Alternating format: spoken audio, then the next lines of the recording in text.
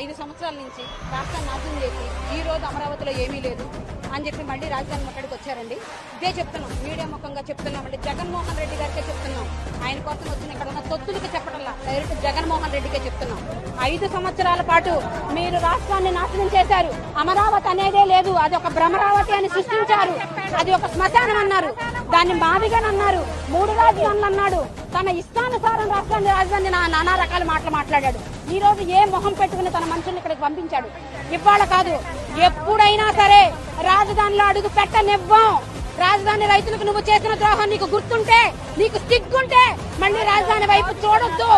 రాజధాని వైపు చూసే ధైర్యం కూడా నువ్వు చెయ్యొద్దు. రాజధాని రైతులు నువ్వు చేసిన అన్యాయం ఒకట, నువ్వు చేసిన రాజధానికి అన్యాయం. ఇప్పుడు జరుగుతున్న అభివృద్ధిని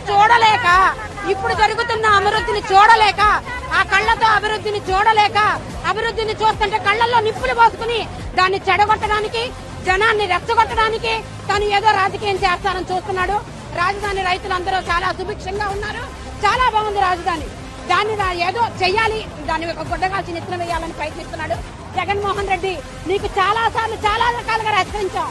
నువ్వేదో అనుకుంటున్నావు, రాజధానిలో నువ్వు అడుగు పెట్టే అవకాశమే లేదు, పెట్టనివ్వం. నాకు శాల్వా కప్పాల్సింది పోయి, నన్ను పొగడాల్సింది పోయి, ఏంది మాటలు? శాల్వా కప్పాల్సింది పోయి, పొగడాల్సింది పోయి, నాకు ఇంకా అవార్డు ఏదైనా ఉంటే నాకు ఇవ్వాల్సింది పోయి. ఇవాళ ఈ సన్మానం చేస్తున్నారు. మరి బొత్స పెదపచ్చి గురించి చెప్పాలంటే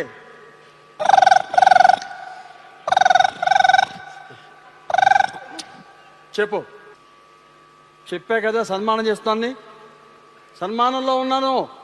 నువ్వు పెట్టే ఫోను. వాడు ఎవడైతే నీకెందుకు? లోఫర్ గాడి నీకు అవసరమా? డాఫర్ గాడి నీకు అవసరమా? చెప్తాదవా ఫకీరు నీకు అవసరమా? పెట్టే ఫోను.